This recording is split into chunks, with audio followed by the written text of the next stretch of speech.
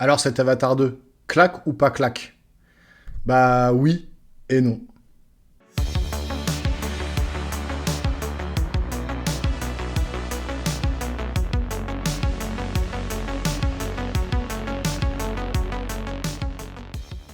Alors pour commencer, je voudrais vous dire qu'il y aura zéro spoil dans cette vidéo. Je spoil pas l'histoire, je spoil rien du tout, vous pouvez venir tranquille. Il n'y aura pas de spoil sur l'histoire de Avatar 2. Donc vous pouvez dérouler la vidéo sans problème, vous ne serez pas spoilé durant cette critique. Alors avant de commencer cette critique du film Avatar, la voix de l'eau, je vais juste vous rappeler, si vous suivez la chaîne, vous avez vu, j'ai fait une vidéo sur la rétrospective de la filmographie de James Cameron, que vraiment c'est un réalisateur que je surkiffe. Ouais, Titanic, Alien 2, Terminator, Avatar même le premier, hein. C'est toujours des films que j'ai surkiffé. Mais là, je vais vous expliquer un peu mon point de vue sur Avatar, la voix de l'eau. Donc je suis allé voir le film avec ma fille, qui a 12 ans, et j'étais tout excitant en sortant de la salle, j'en ai parlé un peu avec elle, alors forcément elle n'a pas les mêmes attentes et les mêmes avis qu'un adulte en termes de film, mais elle a eu à peu près les mêmes ressentis que moi. Je vais vous les expliquer au cours de cette critique, mais il y a des trucs qui m'ont mis une claque en plein visage, et il y a d'autres choses qui m'ont dérangé, vraiment, il y a quelques trucs qui m'ont dérangé et qui m'ont fait un peu sortir du film. Donc déjà, il faut savoir que c'est un film qui sort 13 ans après le premier, après Avatar 1, quoi. Donc fallait avoir du culot quand même pour sortir une suite 13 ans après et se dire, voilà, je vais construire un truc qui tient la route en termes de scénario. C'est peut-être sur ça qu'il a un peu pêché James Cameron sur le scénario, en fait. Donc les premières images que vous voyez à l'écran, clairement, voilà, clairement vous prenez une claque. Vous prenez une claque au niveau de la technique. C'est un truc de malade. Je pense que voilà, James Cameron, en termes de technique et de CGI et d'effets spéciaux, il surclasse tous les réalisateurs d'aujourd'hui. Il a 10 ans d'avance. C'est impressionnant, honnêtement, les visages des navis, la faune, la flore, c'est plus que réaliste. C'est vraiment de haute volée. Et de ce point de vue-là, oui, la claque, elle y est. La claque, elle est clairement là au niveau technique. Vous en prenez plein les yeux.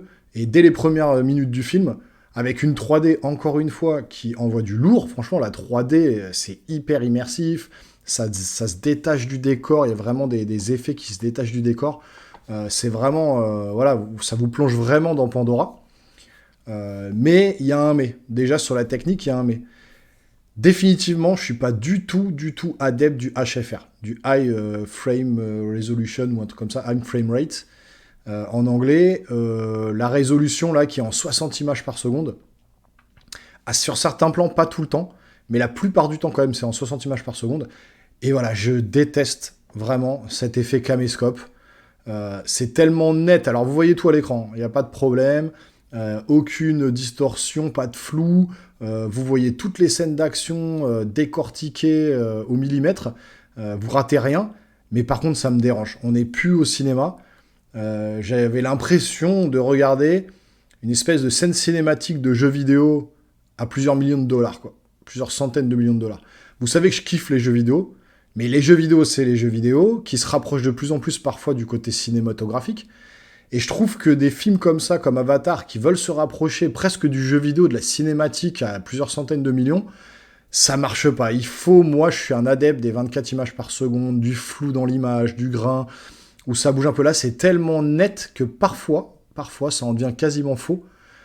Alors, il arrive quand même à nous faire plonger dedans, parce que c'est tellement réaliste, tellement bien fait au niveau des effets spéciaux, en fait, enfin, c'est surtout tellement bien fait, que ça en devient presque réaliste, mais ça vous sort un peu du film à partir du moment, enfin, en tout cas, moi, vous ferez votre propre avis, vous me direz dans les commentaires, justement, ce que vous en avez pensé quand vous aurez été voir le film.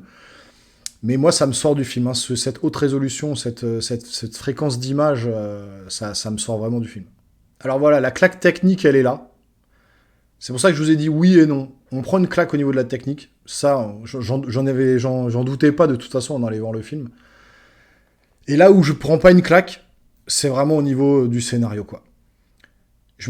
En toute honnêteté, je vais être franc avec vous. Je me suis ennuyé en plein milieu du film. Le début était très bien. La fin était pas mal. Mais le milieu, le ventre mou du film, quoi. Moi, je me suis failli m'endormir une ou deux fois. Je me suis ennuyé, j'ai bâillé. J'avais l'impression, en toute honnêteté, de voir un documentaire sur la faune et la flore aquatique. Alors effectivement, encore une fois, techniquement dans l'eau, c'est hallucinant comment c'est bien fait. Mais voilà, j'ai l'impression que James Cameron nous a pondu un documentaire quoi, sur la faune, la flore, préservons la faune et la flore, sauvons les baleines. Enfin vraiment, voilà, il y a tout un ventre mou entre le début du film et la fin du film, où on passe notre temps dans ce village Navi qui vit dans les fonds marins. Et le détail est tellement poussé dans tout ça que, comme je vous dis, on dirait presque un documentaire, quoi. C'est pareil, il y a des personnages qu'on vous fait revenir, alors je vous dirai pas lesquels, mais c'est torché en 10 minutes au début du film. Il y a plein de choses qu'on vous explique pas, on vous dit... c'est un peu comme un truc qui me fait marrer avec Marvel, c'est dans le multivers, c'est ta gueule, c'est magique. Bah là, c'est un peu pareil, c'est ta gueule, c'est magique, voilà, tel personnage y revient, tel personnage y revient. On t'explique en 10 minutes chrono pourquoi il revient, comment il revient, on t'explique même pas limite comment il revient. Pourquoi, on sait pas. Il est là, il revient, et l'histoire, elle démarre comme ça. Et on te met 10 minutes comme ça au début du film pour te dire, voilà, c'est torché, c'est comme ça, les persos, ils reviennent, on t'expliquera pas spécialement comment. Voilà, suis le film. Bon, ça, c'est un petit peu dommage de bâcler ça, surtout sur un film de 3h12, un peu plus de 3 heures, je sais pas si c'est 3h12, mais 3 heures, où on aurait pu un peu plus développer la première partie du film, quoi. Alors, le premier Avatar, il y avait une vraie histoire. On découvrait Pandora, il y avait ce personnage qui rentrait dans un avatar, qui tombait amoureux, sur fond de trahison, avec l'ennemi qui s'attaquait au peuple Na'vi, que le mec voulait défendre, des scènes d'action à couper le souffle, etc. Il y avait quand même, voilà, tout un scénario bâti là-dessus qui était mortel. Donc, peut-être effectivement que pour le 2, on s'attendait déjà à ça, parce qu'on connaît le monde de Pandora, on connaît les Na'vi, on connaît tout ça. Donc il a voulu se rapprocher de la voie de l'eau pour un peu changer du peuple qui vit dans la forêt. Donc là, on est sur les peuples qui vivent dans l'eau. Mais au final, ça a pas transcendé le film, en fait.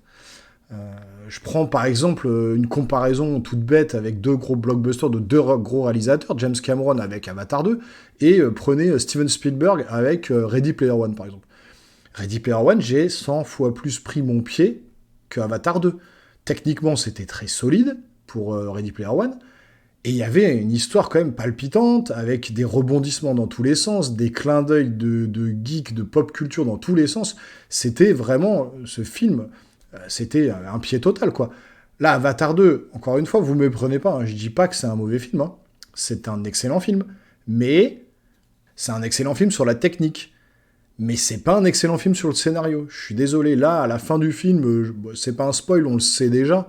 Il veut faire Avatar 3, 4, 5, et donc clairement, à la fin du film, c'est annoncé qu'il y a un 3, clairement.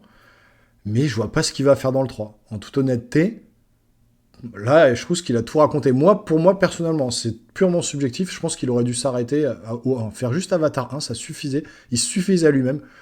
Je pense qu'effectivement, il a trop potassé le truc pendant 12 ans à vouloir faire un truc grandiose. À mon avis, il s'est plus concentré sur les effets spéciaux, parce qu'effectivement, c'est un truc de ouf. Mais il s'est pas assez concentré pour moi sur le scénario. Enfin, quand on voit des films comme Abyss, Titanic, enfin, c'est... Voilà, là, on est loin, je pense, du réalisateur. J'ai pas retrouvé la patte de James Cameron au niveau du scénario, quoi. Au niveau de la réalisation, oui, clairement, c'est lui. Mais au niveau du scénario, voilà, j'y étais pas. J'ai pas réussi à accrocher voilà, au scénar. Donc après, vous me direz en commentaire ce que vous en avez pensé. Voilà, j'aurais préféré vraiment vous dire, voilà, la claque d'enfer que j'ai pris, c'est un truc de malade, c'est le meilleur film de l'année, mais non, pour moi, c'est pas le meilleur film de l'année. Mais bon, chacun ses goûts, donc vous me direz ce que vous en pensez. On en reparlera, je serai ravi. Et puis sur ce, je vous dis à une prochaine. Portez-vous bien. Ciao, ciao.